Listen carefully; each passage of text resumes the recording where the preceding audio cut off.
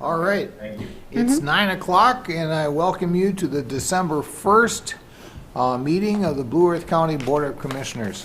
We will start with our Pledge of Allegiance.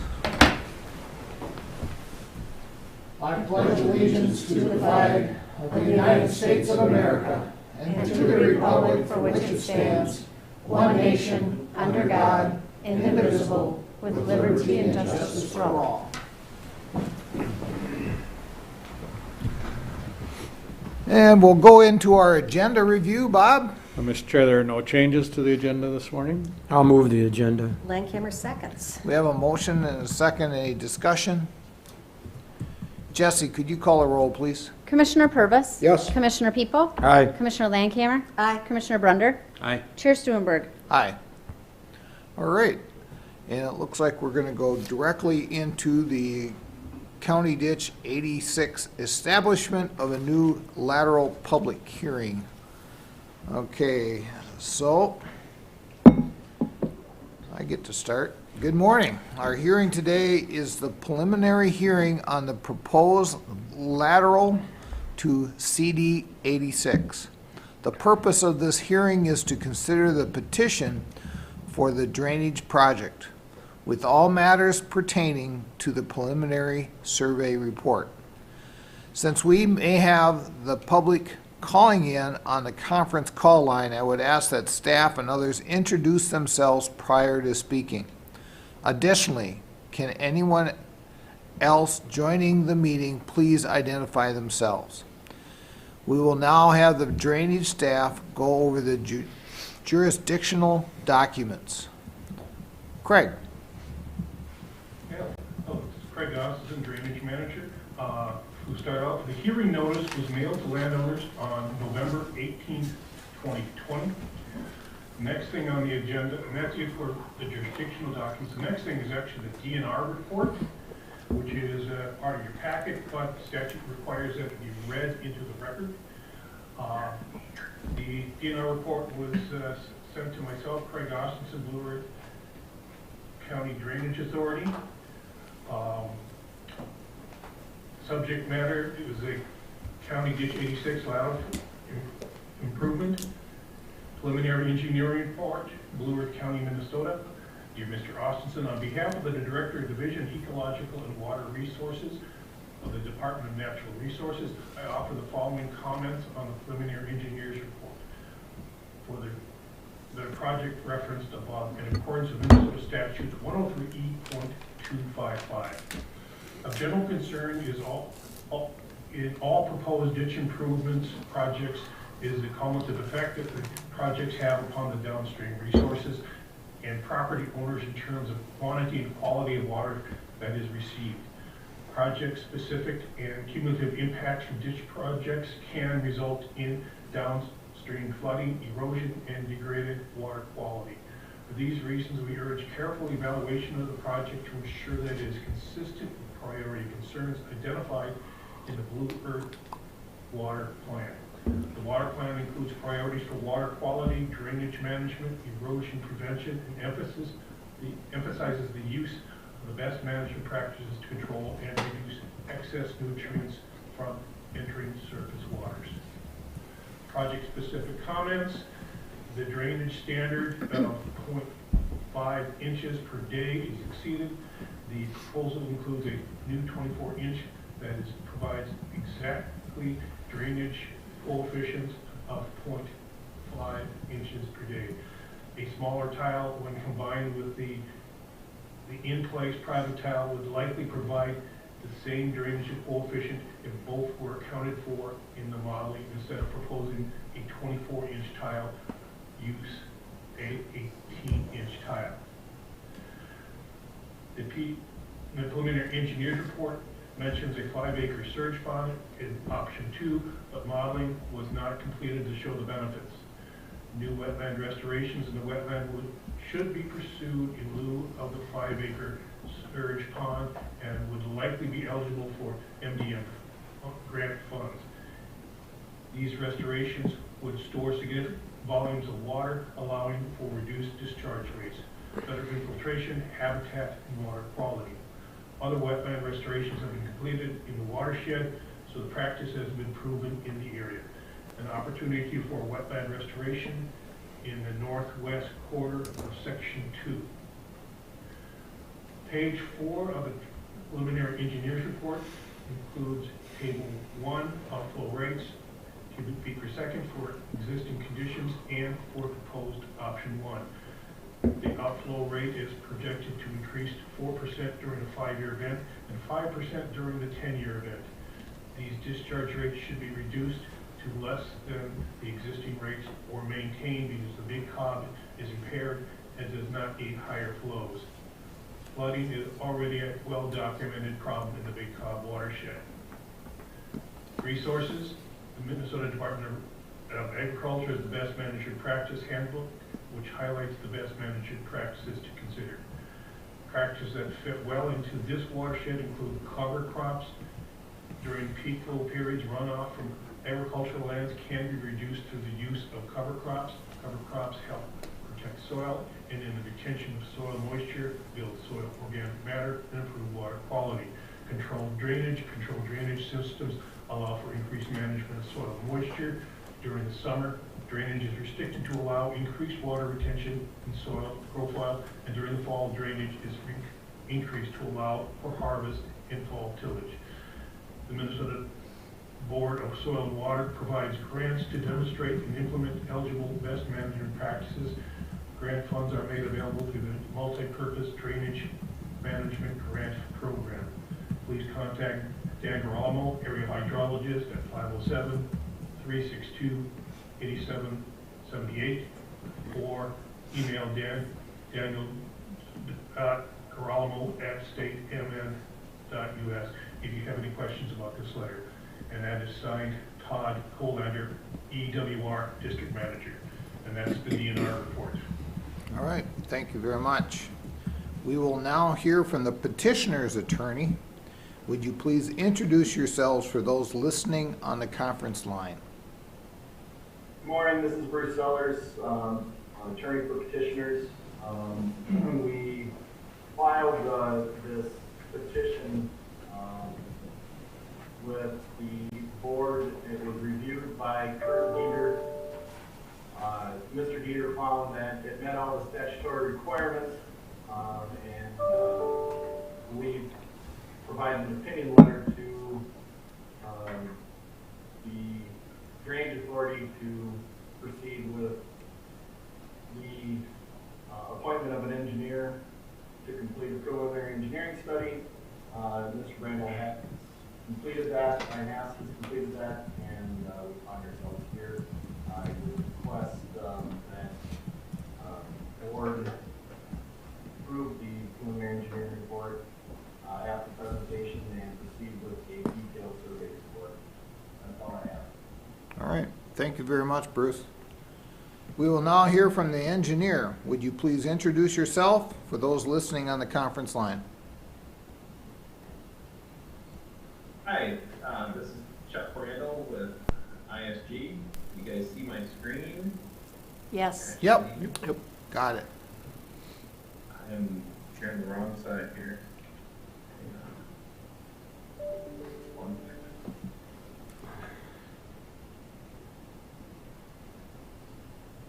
There we go. Sorry about that. All right, I have with me, 1 second again. Here we go. Now we're ready to go. I have with me Jed Whitmer, who has helped put the report together for the lateral for CD 86. Here's the outline of the presentation. Chuck, excuse me, we can't see your screen at the moment. Yeah, we can't see the screen. Nope, it flashed up for a minute and now it's gone. Okay. Now we can see it. Thank you. There you go. All right. Go back. Here's Jen and myself. Little presentation outline. So in the process, like Bruce, Mr. Seller said, we're at the preliminary engineer hearing. We've completed our report. There was a petition. The purpose of the hearing is to develop and obtain feedback from landowners and the drainage authority, and to make sure the project is feasible, practical, cost-effective, and a necessity. So the existing conditions, the watershed is approximately 5,100 acres. There's about 81 feet of drop throughout the watershed. It was established in 1958. There was an improvement in 1998. That improvement was repaired in 2017. There's been some sporadic ditch cleaning and other repairs, and then we did do alternative side inlets in 2018 with some funding through voucher.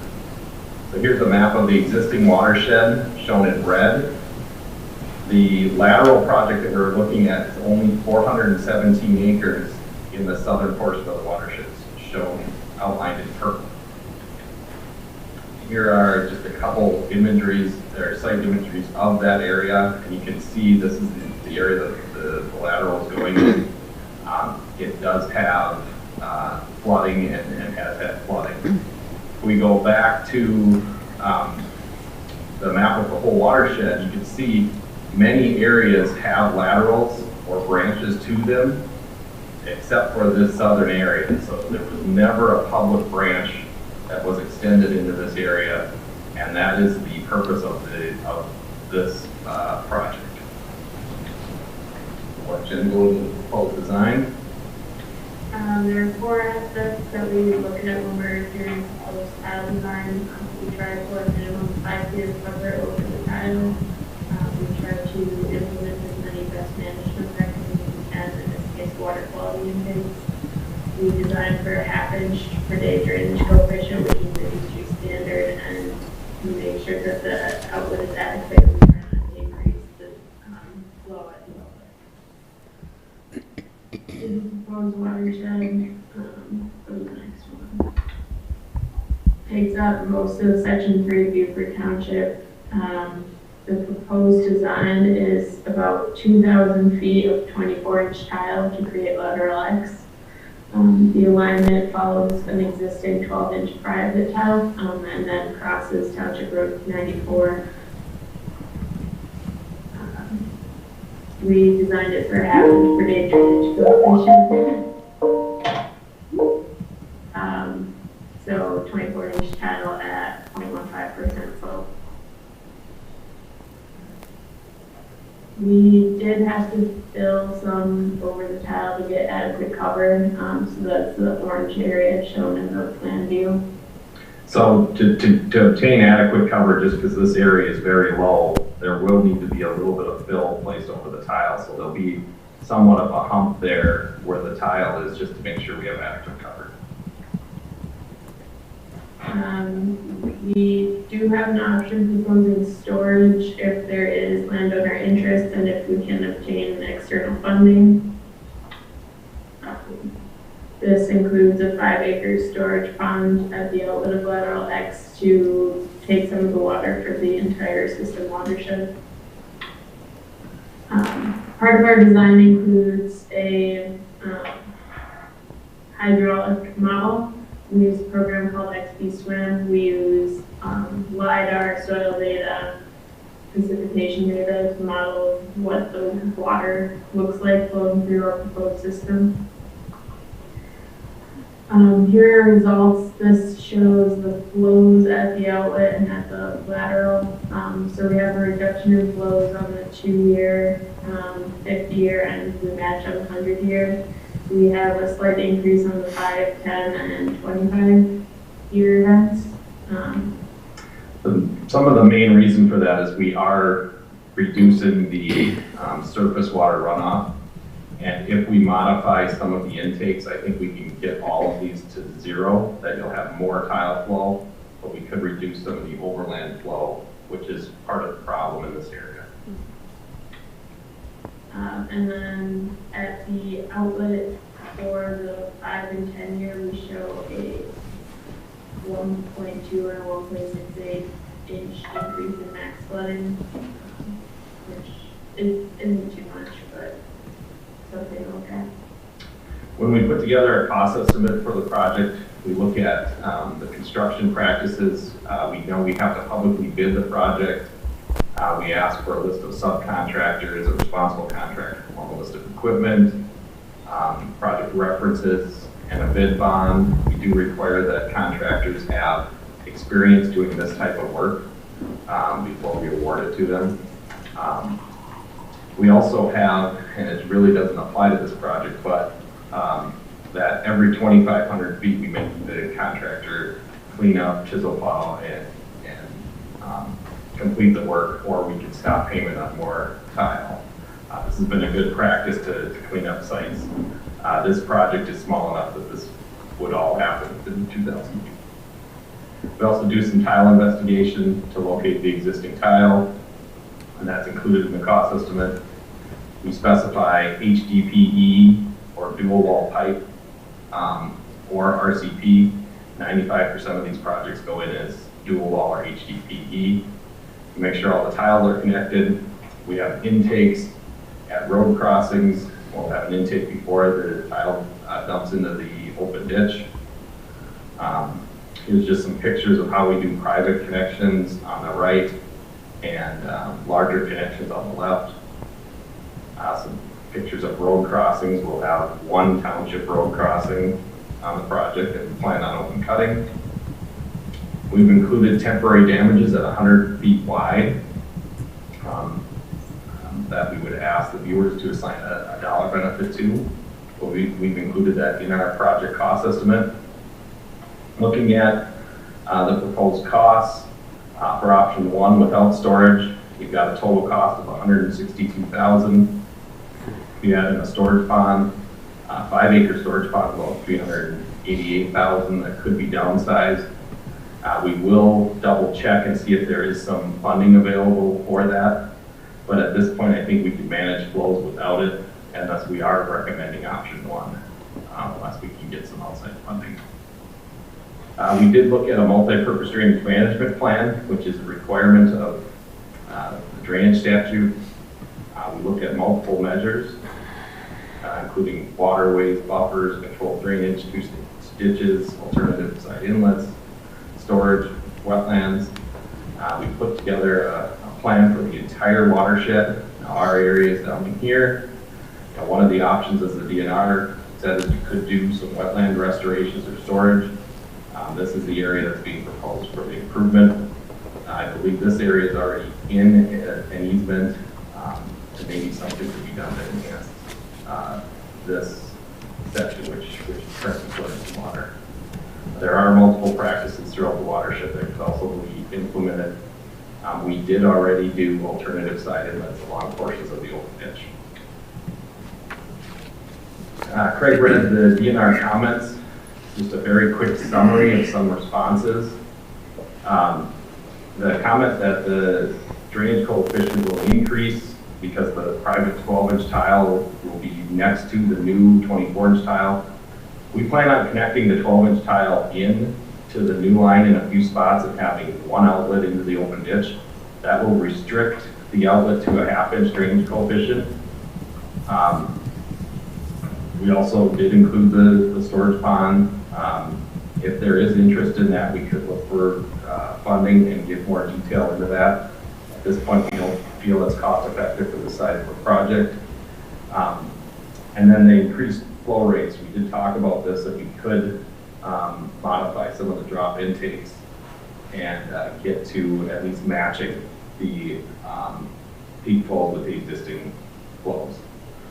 So with that, it's our opinion that the project is cost-effective, practical, and feasible, will be a public benefit, and contribute to public welfare, and thus we are recommending approval of the preliminary engineer report. At this point, option 1 is recommended unless we can obtain some outside funding or some interest to go into a program for some additional storage. That's a summary of our report. All right, thank you very much. All right. We will now open this meeting. All right, Chuck, you're gonna have to put your thing on mute. There you go. We'll now open this hearing for public comment. The hearing is being recorded, so please state your name and address. And as a courtesy to others wishing to comment, please limit your comments to 3 minutes per person. Would anyone like to comment on County Ditch 86? Please state your name and address. Is there anyone out there that would wish to comment on County Road, or County Ditch number 86? Get their roads and ditches going here. Maybe that road tour is getting me. County Ditch 86. And one last time, is there anyone else that would like to comment on County Ditch number 86? Hearing no comments, I bring this back to the Mr. Chair, board. if I might interrupt just for a second, I don't know if we've been able to unmute the participants. Mr. Phillips, if you have a comment, I believe you're going to have to unmute your phone. If you don't have a comment, maybe state that as well, just so we know we're not missing your comments.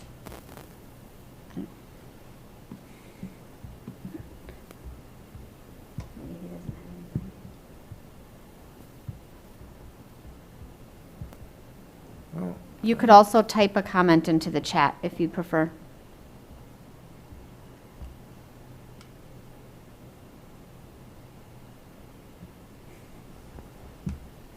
At this time, everybody online is muted.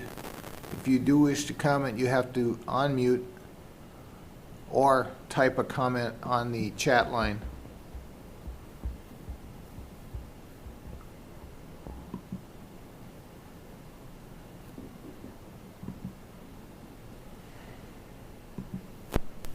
Anything, Jesse?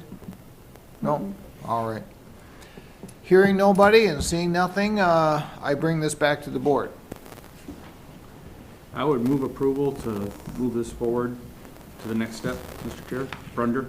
Option- seconds. Would this be option one? Correct. And still pursue the pond.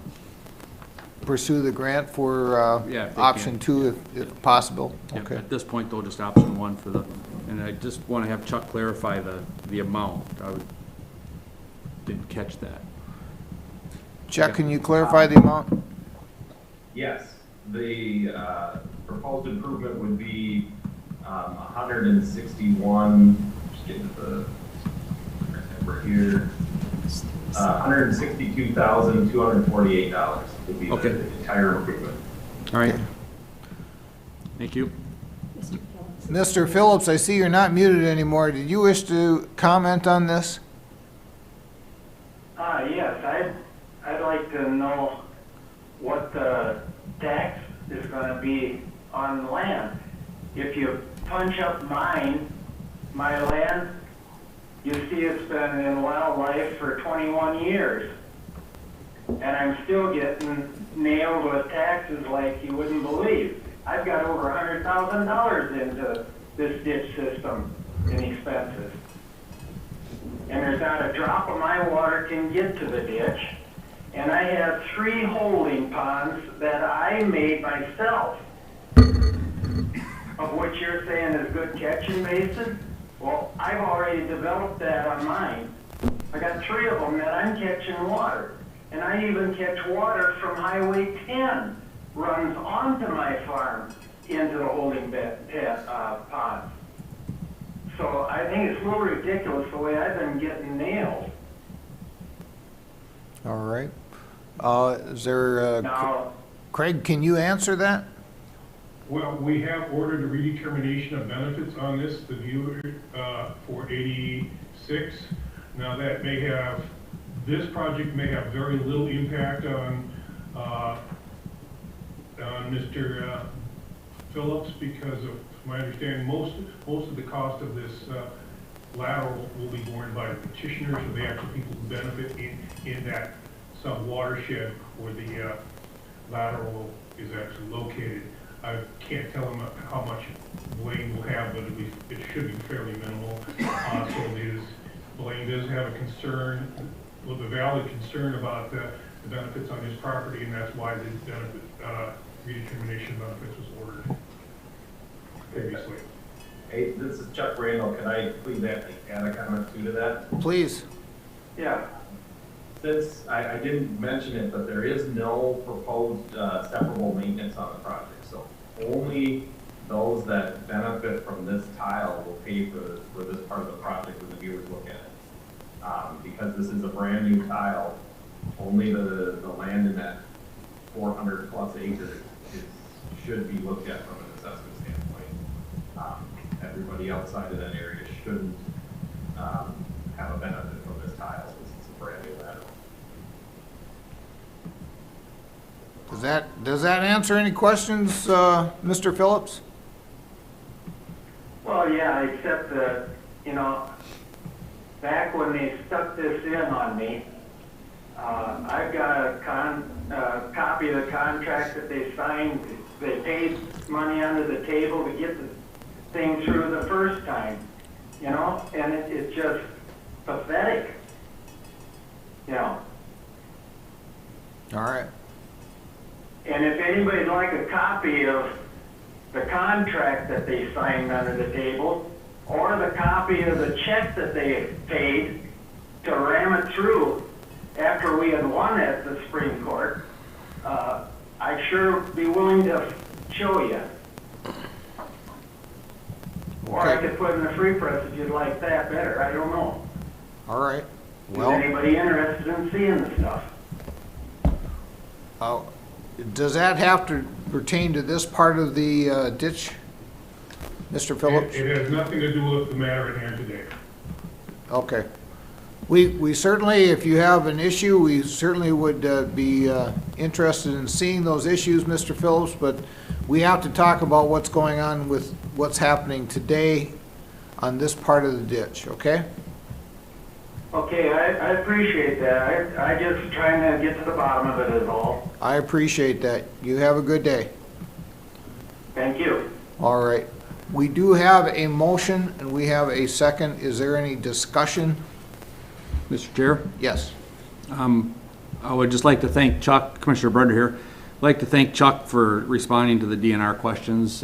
We always get those concerns from the DNR, and I appreciate that we try to work with them as best we can. And water quality is always a big issue here in Blue Earth County, and I think the answers you gave to those questions was adequate for me, and appreciate that extra effort. Any other discussion?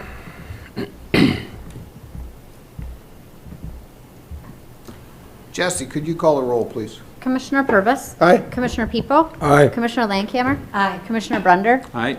Chair Stuenberg. Aye. And this concludes the County Ditch 86 ditch hearing. All right. Thank you very much. Thank you, folks. Thank you. We now will go into Public Works. I believe we got Ryan around the corner that's going to come and talk to us.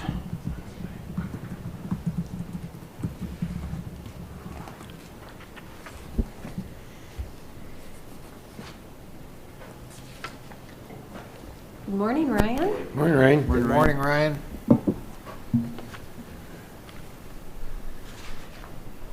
Well, we've got a relatively light agenda today for our Public Works. Consideration of 5 action items and a little bit of discussion, and then I know we've got much more discussion and hopefully entertainment at the work session today. First action item is consideration of a resolution for right-of-way acquisition for County State Aid Highway 16. This is the piece from the Sewer River to CASA 90. Was originally planned for construction in 2021, but as we discussed a month or two ago, given the workload that we're facing and some of the struggles with pandemic and other staffing issues, we are going to push that one back at least a year into 2022. But we'd still like to have the resolution approved so that as staff availability to begin the right-of-way acquisition process frees up, we can get after it. Brunder will move approval. Pipo, second. And a motion and a second. Any discussion? Jesse, call the roll, please. Commissioner Purvis. Aye. Commissioner People. Aye. Commissioner Landcamer. Aye. Commissioner Brunder. Aye. Chair Stuenberg. Aye. All right, thank you. Action item number 2 is consideration of final payment for County State Aid Highway 14. This is State Aid Project 0007-614-013. The final payment amount is $3,125 to Mathewitz Construction Company. This is the segment, obviously southeast of St. Clair, that was reconstructed and recycled. Total contract amount paid to date to the contractor after this will be $4,035,510.60. So I would approve finaling that contract. Brunder will move approval. Pipo, Second. We got a motion and somebody seconded here. Jesse, who'd you get? Purvis. Okay. You're not fast enough, Mark. Any discussion? Jesse, call the roll, please. Commissioner Purvis. Aye. Commissioner People. Aye. Commissioner Landcamer. Aye. Commissioner Brunder. Aye. Chair Stuenberg. Aye. All right, thank you for that. Action item number 3, consideration of final payment for County State Aid Highway 4, State Aid Project 007-604-008. Total contract amount $443,289.34, with the final payment amount being $9,409.13. This is for replacement of a large box culvert just east of Highway 22. I would approve, recommend approval of this. Anything from the board? Brunder will move approval. Pipo, Got a second. roll. We have a motion and a second. Any discussion? No discussion, it just looks like everything's happening in Kitts District. Yeah. Well, that's So we're letting okay. him, No discussion.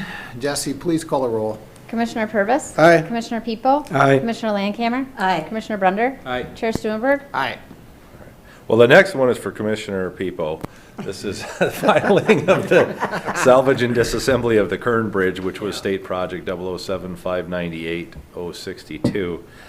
Carlton Companies, final payment amount, pay voucher amount $5,925.53 for a total contract amount of $592,553.20. I would recommend approval of the final payment for this contract as well. Pipo moves. Landcamer seconds. We have a motion and a second. Any discussion? Well, Only discussion I have is that it seems we have a shot at getting the Kern Bridge back here in Blue Earth County in the city of Mankato. I think that's exciting.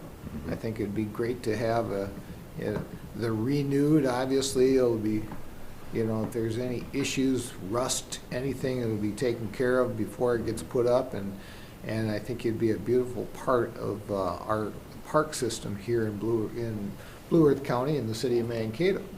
So it will connect some trails, which are super important to us as a county, and I think that it'd be a huge benefit. So that's the only thing. It really has nothing to do with the Carlton companies, except that it's nice to see it coming back and possibly coming back to us. Yep. City of Mankato will be one of what sounds to be 4 applicants for the bridge. Right. Sounds like Sherburne County will also be submitting an application, even though they weren't one of the top 3 in the initial scoring, but they were up in the top 4 or 5, if I remember correctly. hey, what was before we go, there was the deadline when are they gonna decide on? I don't remember off the top Can't of my remember, head, but I yeah. can certainly Just take a trying to look and remember. get it to you. So Sherburne County can still apply even if they weren't part of the Correct. top Yep. 4. Okay. Jesse, could you call a roll, please? Commissioner Purvis. Aye. Commissioner People. Aye. Commissioner Landcamer. Aye. Commissioner Brunder. Aye. Chair Stuenberg. Aye. Okay. Action item number 5, consider an intent to cost participate agreement with the city of Mapleton for reconstruction of County State Aid Highway 7. As you may recall, the school district is constructing a new K-12 school the southeast corner of Orchard Street and the city of Mapleton. And as part of that project, several infrastructure improvements are necessary, including the addition of turn lanes in various locations, and really to facilitate the new school, to make it a safer, given the fact that it's a transition point from a 55-mile-an-hour 2-lane rural roadway coming into town, and that the school primary entrance is going to be right there off of 7.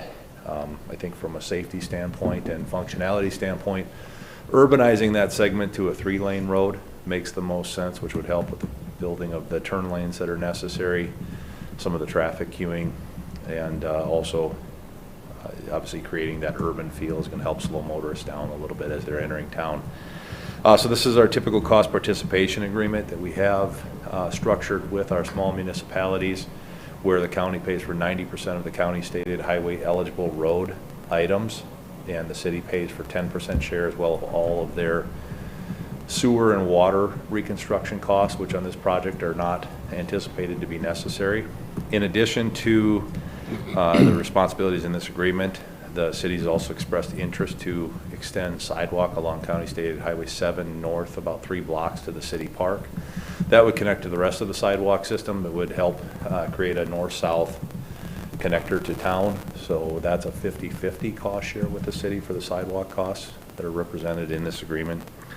All in all, Blue Earth County's anticipated cost share is $933,000, and the city of Mapleton's cost share is $130,000, thereabouts.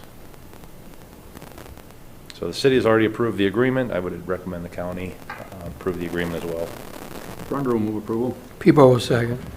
Got a motion and a second. Any discussion? Mr. Chair? Yes. Ryan, I assume the infrastructure is in good condition underneath, and the only reason why I ask is we're working with the city of Eagle Lake, who reconstructed a road 37 years ago and thought they had good infrastructure underneath, so Yeah. I'm sure their engineers looked at it, but it was just a point I wanted to bring up. Right.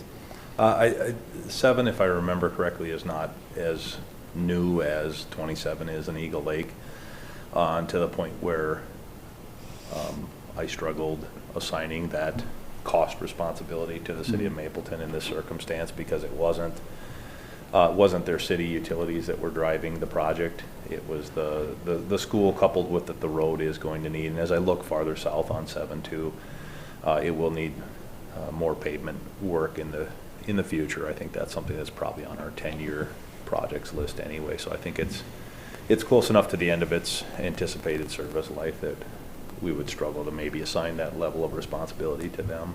Yeah, and I support that, but my question actually goes more towards the infrastructure in the ground. Oh. Or is there not as much infrastructure? They're underneath that not road? doing any sewer water underneath 7. It's being brought down a lateral city street Okay, to the all right. east. Yep. That answers my question. Gotcha. Thank you. Yep. I was just concerned about, I'm not concerned about it today, I'm concerned about it in 35 years when they have to tear up the road again, Understand. and replace it, and the road isn't to the end of its life again. Understood. I will probably not be here, but we always have You to might. look forward to You that. in the You're future. young. You So- are the youngest one on the board. Thank you for that clarification, You're Ryan. I welcome. appreciate that. All right. Any other discussion? Jesse, could you call the roll, please? Commissioner Purvis. Aye. Commissioner People. Aye. Commissioner Landcamer. Aye. Commissioner Brunder. Aye. Chair Stuenberg. Aye. All right, that wraps up my action items. Just a little bit of a wrap-up on the year with respect to our parks. As you know from our extensive conversations, we had to limit the campsites available to the public due to COVID restrictions in order to meet the state's guidelines for campsite spacing, et cetera. So when we took away, I believe, 21 or 22 campsites combined between Bray and Daly Park, it obviously is going to cut into the revenues. So camping was strong this year for the sites that were available, and I think we saw even more camping into the week than we would typically see because of people looking for a getaway with limited recreational opportunities. But with that being said, our look back at our 2020 park statistics after the COVID restrictions and the refunds we had to make for some of the canceled campsites. Total parks revenue collected was $143,195.78, compared to our budgeted revenues of $165,500. That's down about $22,300. Total camping nights for 2020 was 6,180. If you look back at 2019, we're at 6,659, so a little bit less than 500 campsites lower, to be anticipated again when you cut 22 sites out for the course of the year, and then have a delayed opening as well. We did not do boat rentals this year, which was a loss of an anticipated $7,500 revenue. So all in all, our total lost revenue compared to our budget was $29,800. So I hate to wrap up with bad news, but I just thought it was an interesting statistic when it came across my desk, and I actually think it could have been Worse. considerably worse. Yeah. Yeah. Interesting when you're talking about campsites and stuff, and obviously we get commissioners here, including myself, that do camping, and personally I've seen a lot more people camping this year. Yep. It is obviously you're out by yourself and socially distancing from a lot of people, and that's what camping is. I'd be interested in hearing if we're still looking into the increase at Bray Park. I know we talked about putting more campsites in Bray Park. Right. And what year, if we're talking next year, if we're talking 2 years, 5 years, what year we're thinking about doing that? So, and I hate to flip the question back, but I know we talked about that last year when the opportunity for the DNR outdoor recreation grant funding announcement came up, and I know at the time the board was not quite ready to move forward, and I'm certainly, I think staff is certainly supportive of moving forward with a funding application if the county's willing to commit to the matching funds. I believe that grant is, I'd have to double check it, but I believe it went up to like $150,000 that would contribute up to 50% of total project costs, which was about the project cost to add those campsites at Bray Park. I'm certainly open to applying for it. I think it's a strong contender for that type of grant, and moving forward if the county is willing to be ready to commit to the matching funds, obviously, is the challenge. But right now, we don't have anything budgeted in our departmental budget at this point in time. And I'm certainly happy to have that conversation. Thank you, Ryan. And I know this is something that we need to talk more in work sessions and get discussed between us. But it's, I think it's important. It appeared in the past that we had a 5 to 7 year payoff, which is amazing. And I know Bray Park and Daly are diamonds for the Blue Earth County for campsites. Awesome campsites. So just my own feelings, so thank you very much. Mr. Chair, can I just ask, so you're talking about 225,000 Total cost? total costs? I'd have to go back and double. 50% of the 150 and 50, then... well, no, I think we could get up to 100, so up to $300,000 total project cost potentially. Okay. I can double check. In fact, I just saw in my inbox yesterday or Friday, I think the announcement came out again that those funds were available. Okay. So I can certainly take a look again. I know we got $100,000 for the purchase of Red Jacket Valley Park from the same grant source. Okay. I just didn't have my numbers right, I guess. Yep, So absolutely. 150 would be 50% of the project. Yep, up to $150,000 Yep, or up 50% of to. the project cost. And then we'd have to pay the other 50%, Correct. so... Up to 150 or thereabouts, depending which option we selected and costs. And a lot of it we could do, with our park staff, or some of it we could do with park staff, which would help cut down on our external costs. I know this is a longer conversation, I was just trying to get some Yeah, numbers I'm more in than my happy to brain. have it. I think it'd be a fun project to do. Yeah. So, I don't think we have any time restrictions, so we're doing okay. Yeah. I was just trying to get the numbers. yep. All right. Okay, Well, that's all I have. Obviously, you have people interested in that, so make sure, we bring that up soon, because, I'd be very interested in. Okay. I'll take a look at that while we're pursuing it. waiting here, and if we have time during the work session, we could touch on it, or I can send you an email as well to just hit on the highlights if you'd prefer that. I think one of the things we need to think about is, as the state's looking at a huge budget deficit, are there any of those grants even going to be available? Like I said, this was the solicitation Yeah. announcement, so this one is for now, but whether future years, if that. Yeah, this is under a legacy grant, right? I believe so. Okay, Yeah. Okay, thank you very much. Thank you. thanks. Thank you, Ryan. See you in a little bit. Sounds, All right, so now we will go into administrative services. Bob? Mr. Chair and Commissioners, the first item is the county board minutes for November 17th. Landcamer moves the minutes. Purvis seconds? Got a motion and a second, any discussion? Jesse, call a roll, please. Commissioner Purvis? Aye. Commissioner People? Aye. Commissioner Landcamer? Aye. Commissioner Brunder? Aye. Chair Stuenberg? Aye. Next would be the bills for the 2 weeks indicated. Brenda will move the bills. Purvis seconds? Got a motion and a second, any discussion? Jesse, call a roll, please.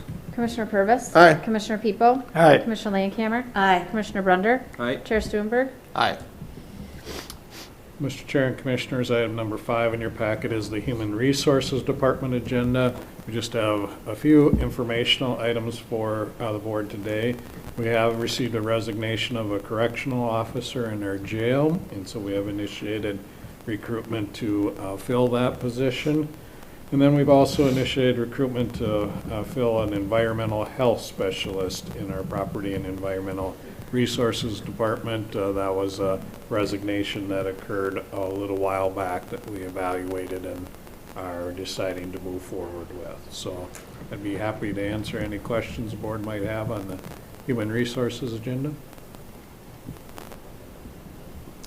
Looks like we can go on to our next thing. I think we're talking about liquor licenses.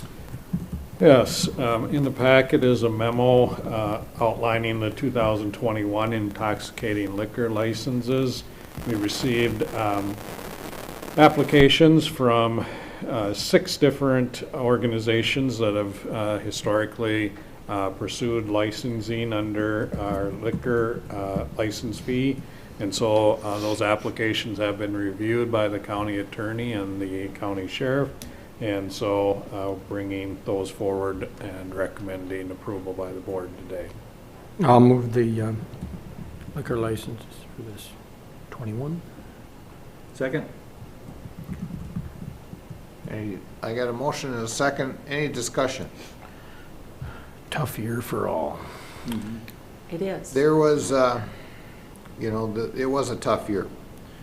And it seems like folks in the wineries and the bars and stuff got hit the hardest.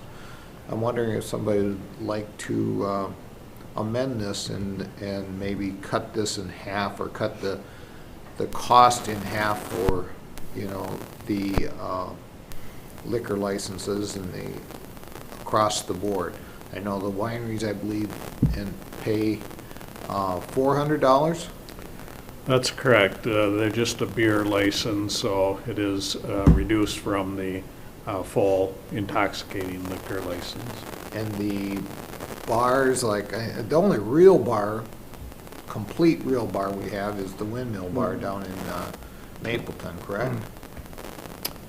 Well, the others operate as golf But courses they and stuff, operate but- seasonally, right? Right, But they still pay the same amount, correct? yes. And I would be open if somebody would like to throw an amendment to cut the cost. What's the cost of the full liquor license? For a 7-day license, it's $1,700. All of the non-winery applicants pay for the full 7-day license. There is a 6-day license that would prohibit Sunday sales, but none of these have opted for that option.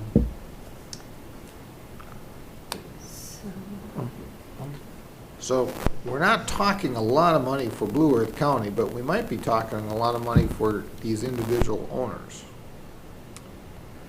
Yeah, it's about $700 to $800 total for Blue Earth County. Mr. Chair, Yes, would it be in our best interest to approve these today and then talk about a reduction at the next meeting on the 15th? Or do these gotta be paid by they gotta be paid by the end of the year? Well, it's actually a state license, so after the board takes action, we send these licenses up to the state for final approval.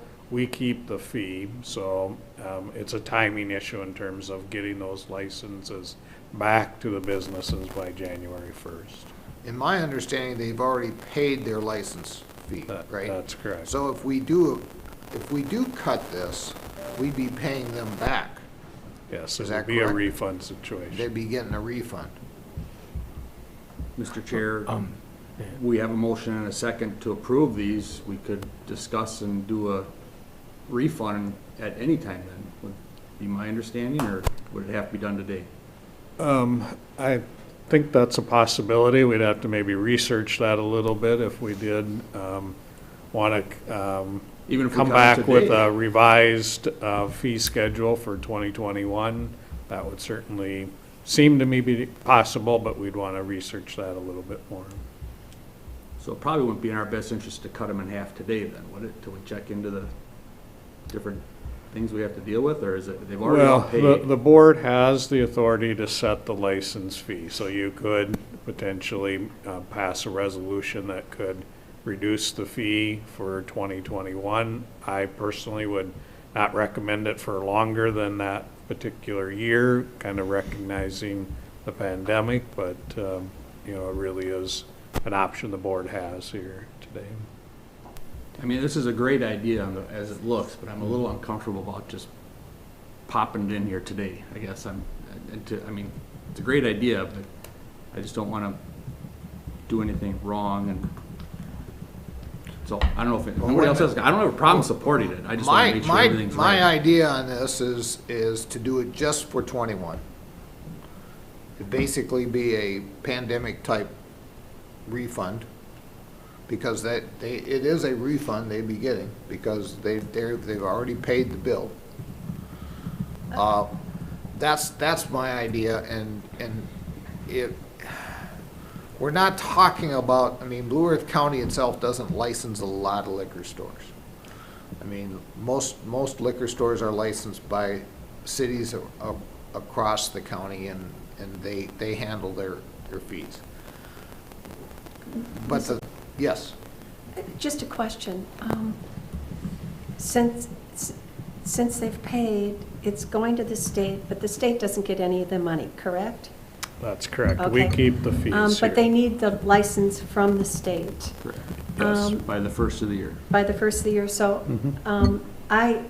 I was thinking the same thing, Mr. Chair, about is there an opportunity to assist some of these businesses? But since they've already paid, they need the license by the first of the year, and we know that sometimes it takes a little longer to get a license than we think it's going to take. Why don't we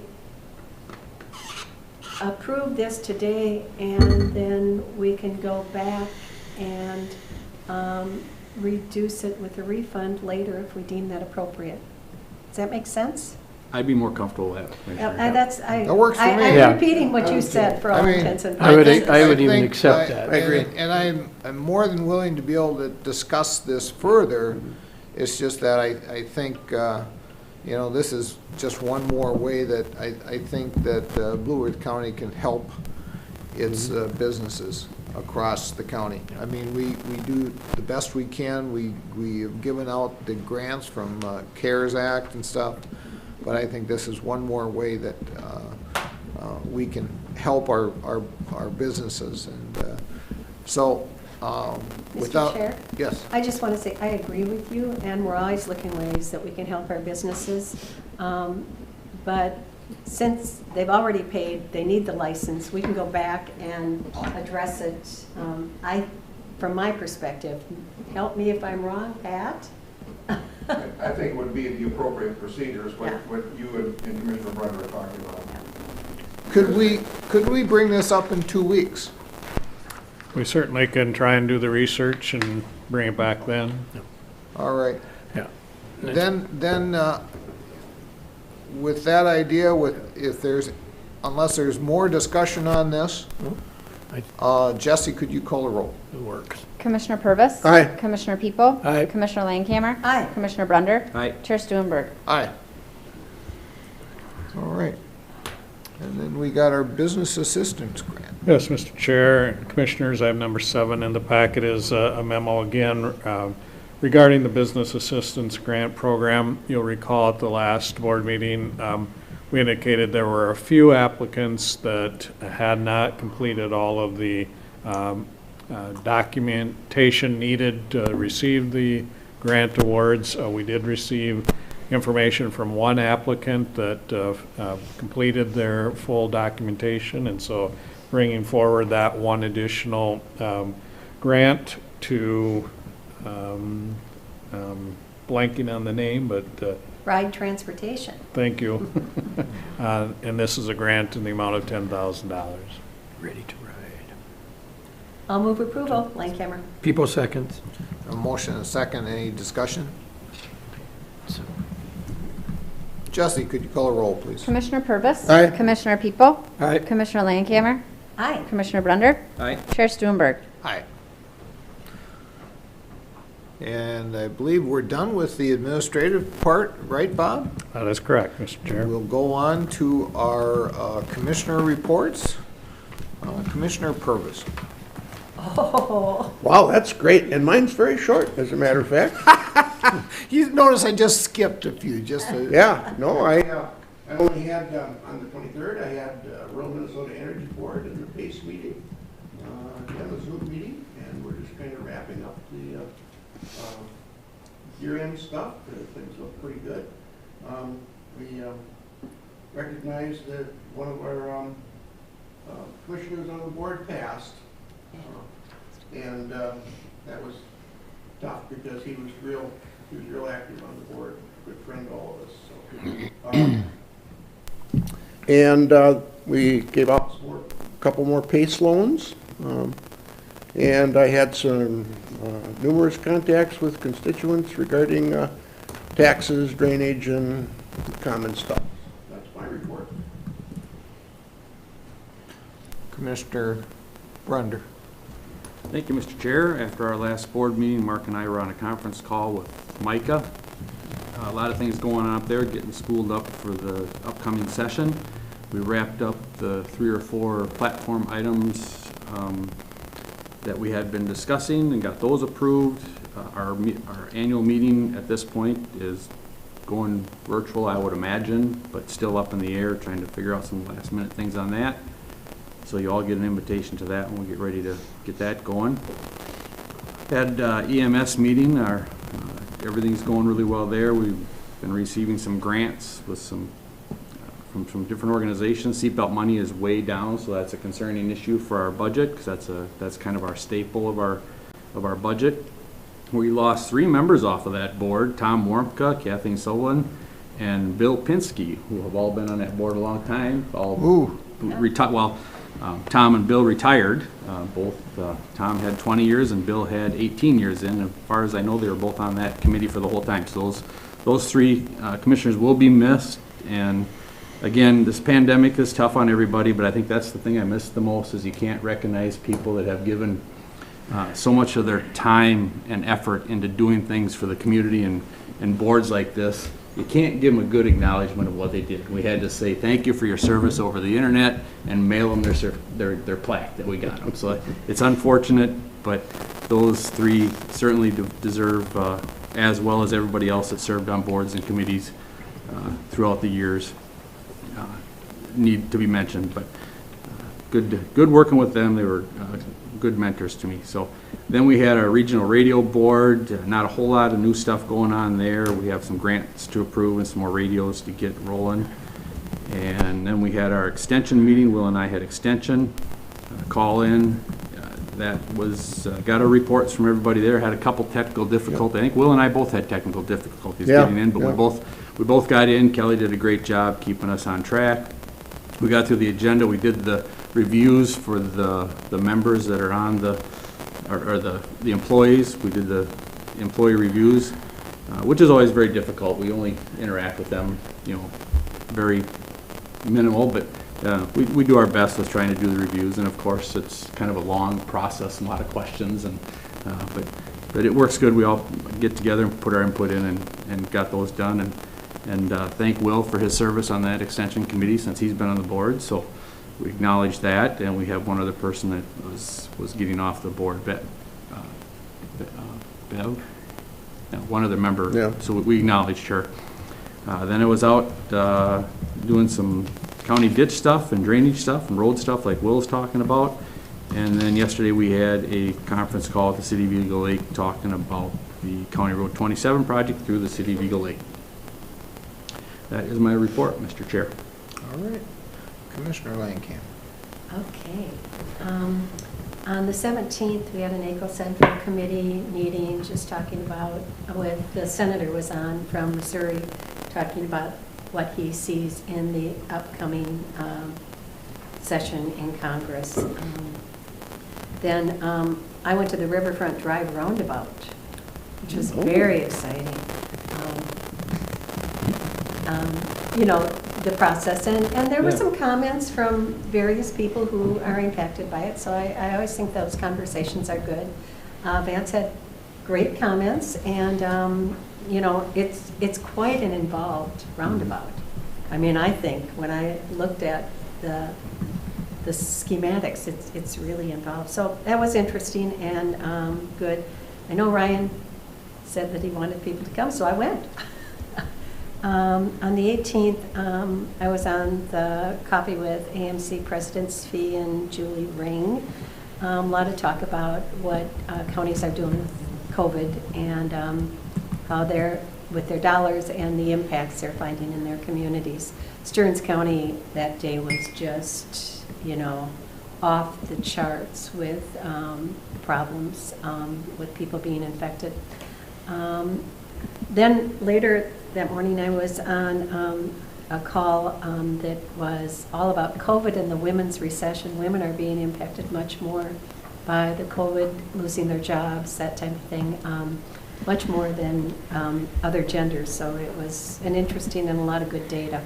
Then I had Southwest Minnesota Housing Partnership that day, a board meeting talking about how we move forward. Luckily, there's been some investment on PPE and that kind of thing, but you know, our I call it workforce housing is really critical for all of our communities, and Southwest kind of does the southern part of the state. Then I had community education that night. We talked about the hockey rink. I can't think. Oh, yes, All Seasons Arena. All Seasons. Being transferred from community ed to the city of Mankato, which I think to all of us makes great good sense because they can do a lot of things with the hockey arena and also with what they're using at the Civic Center. So I think that makes sense. Community ed, you know, has had a real challenging year for the simple fact that a lot of the programs that they deliver, they haven't been able to deliver. So more to come there. I think everybody's trying to deal with some of that. And then that evening later, MSU does a civil engineering project every year. And so they present their findings. It's all students. It's always really good.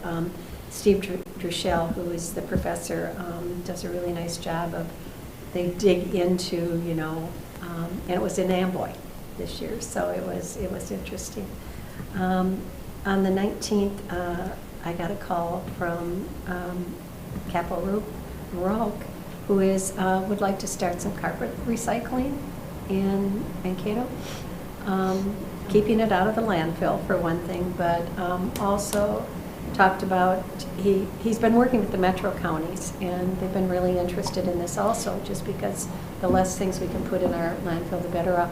They would put a big container where the carpet would go. I know we take out mattresses now and a bunch of other things, so it's just something that might be well worth looking at. I sent it to Bob, and Environmental Services is going to look at it. On the 24th, at a YMCA board meeting, but they're doing distance learning. They've got 71 students at the Y right now that they're helping with distance learning. They're in pods of 6. So, you know, different ways of doing things. There's a lot of people who have to go to work every day and need somebody to help with distance learning. On the 25th, this was really interesting. So Jake Sullivan was on a call with the University of Minnesota, a webinar, talking about the future of foreign policy. He's a new national security director, and he's in Minnesota. So I've worked with him in the past, so it was interesting to see what he sees happening in that arena. And Vice President Londe was also part of that, who talked about how times have changed since he was the vice president, and that now we're looking at rebuilding our economy. That's the way you can work in national security. So lots of interesting stuff. So that's all I have, Mr. Chair. All right, thank you. Commissioner People. Okay, Kip already brought up the night 17th, we did have a MICA board meeting, and of course that had a lot to do with the changes with the legislature, the makeup, and the power structure, committee chairs, and all that.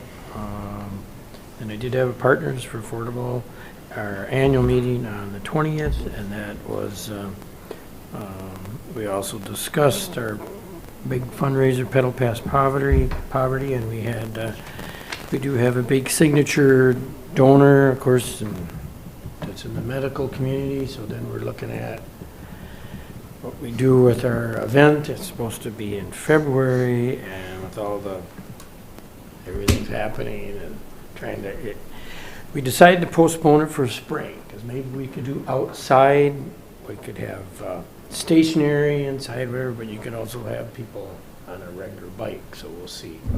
Anyway, just seems to be able to work a little better.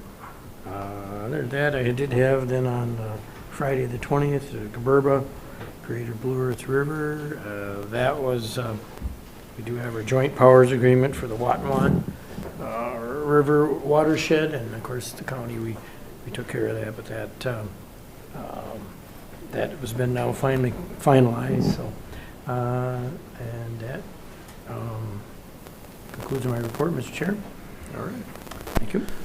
Well, after our board meeting on the 17th, I had a NACO Central Region meeting call.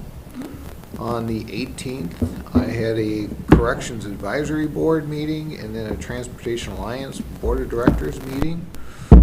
On the 19th, I had a TDS board meeting. Thank God all these are virtual, so we're being zoomed out here. And then on the 20th, I had my Rural Action Caucus monthly meeting. Okay. I believe you started that, didn't you? I did. Yeah, thank you very much. Yep, that's a good one. And then really, then the 24th, I had an Airport Commission meeting. And last, I had a, we had a virtual test run for the AMC conference yesterday.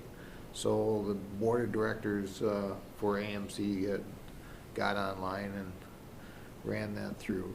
I have to say that I did receive a call this last week from President Svei from AMC, and they put me on a statewide transportation plan advisory committee for the state of Minnesota through MnDOT.